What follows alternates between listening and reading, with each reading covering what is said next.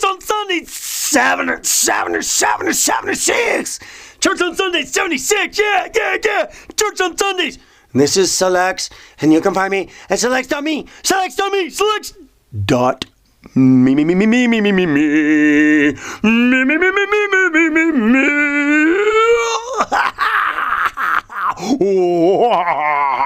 Church on Sunday, 76. Yeah.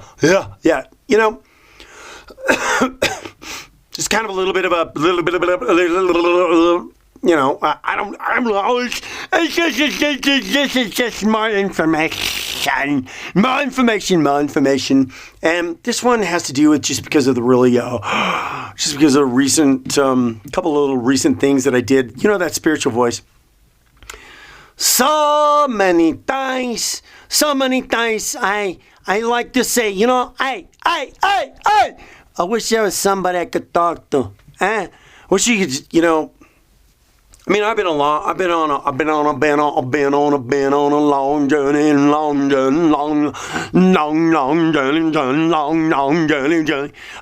journey, and I've had some kind of like, well, I mean, I guess I would probably tend to explain them and describe them as some very supernatural spiritual experiences that really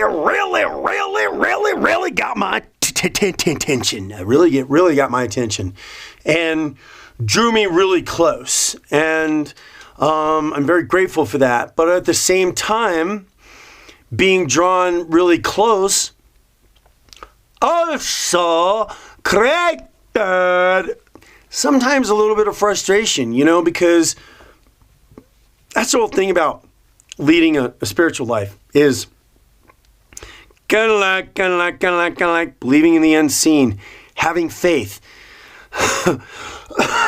That's a bit of a stretch for people in general. You know, believing in the unseen and just having faith. Faith being one of the, you know, I think one of the challenging, we don't want to say it's one of the most difficult. We don't want to say anything's difficult because I don't want to speak any words about it that might be negative. And you'll understand what I'm talking about and think, don't believe. So go watch those videos too. But, you know, having faith and moving forward, believing in the unseen and having uncertainty is, you know, the uncertainty of the thing you say is not being able to say. You know, believing in the unseen, not being able to tangibly hold anything on your hand. What comes to my mind here is really kind of like, I don't know. Oh, brother, you know, here I'm talking about, you know, it's just coming out. You know, like we sit there and we watch the Pope and the crowds that the Pope brings, you know, and the people that would just like to touch his garment if I could only touch his cloth. I know. There's a lot of people out there probably think that, you know, and the priests that are out there, you know, and the high priests and, oh, you know, like they're closer to God because they're high priests. No.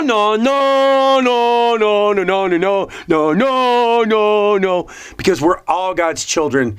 And the Spirit of God is within us all. He just says there's many people out there and have been working on that relationship so you could get a self-realization of understanding that God is within you. The Spirit of God within you. He is the beat in your heart. He's the breath that you breathe. And the only way is in coming into the understanding of that and the realization of that. You know, we have self-realization, and that's to have a relationship with God on a consistent basis, you know. So back to where we're starting on this, back here. A relationship, you know, and I went on, you know, like I said before, I had to go on this journey because I had to find out for myself. And you should do it too. I'm not going to tell you what to do. Nobody can tell you what to do. Nobody can do it. I just highly recommend it because, you know, this whole world is getting just more and more intense. And the things that are going on that on an underlying level that people are clearly and 100% oblivious to. The evil forces are at work. Let's just put it that way. And so more important than ever, it's getting that, having that relationship, self-realization, and then the thing that I wanted to talk about on this video, is that spiritual voice. Like I was saying, I've been on a long spiritual journey and have developed a lot of things, prayed about a lot of things. It doesn't happen overnight. It's not like the lottery ticket where you buy a ticket and I'm a millionaire the next day. Yeah, I'm a millionaire the next day. Yeah. I mean, that's why the lottery is so successful, because it's like, oh, my chance instantaneous. It's not like that, You got to grow. You got to go as you grow, bro. And sisto. Bro and sisto. You got to go as you grow. You got to spend the time. You got to put in the time. You're going to get out what you put in to anything. That is kind of like a universal law. I mean, right? I mean, you get out what you put into it. So, as I was saying, about, a lot of the supernatural spiritual experiences that I've had and the closest that I've gotten to, and, the whole aspect of believing in the unseen that we all have to deal with and moving forward in faith amongst uncertainty. There's so many times where I wish I could just, can I just float up to your office there, God? Sit around, you can get some people, and you sit down, a little table, have a discussion, talk, give me a little bit of insight. Man, too bad. Unfortunately, it just doesn't work that way. And it's, it's obvious at times and I've had a little bit of an issue with this lately, because I'm moving along in such uncertainty. It'd just be really nice to actually just sit down and talk to somebody about this, because for what I'm going through, this isn't what, this isn't something I can sit down and talk to most people about, because they're not going right, too much. But it's still the same ingredients to what everybody goes through and faces, just different ingredients. You see, it's like I'm going through the same thing. You see, I'm going through the same thing. You see, same thing as you, except it's just different ingredients. It's all about moving forward in faith amongst uncertainty and of course, doubt sets in, fear, all those kind of emotions, bring me to the point of, really hoping that I could just, if I could just sit down and talk to somebody. And, I've had an issue with this lately, and, and I said that, and then, like I've talked about pretty much in my spiritual voice that I've developed, that it's kind of like a blank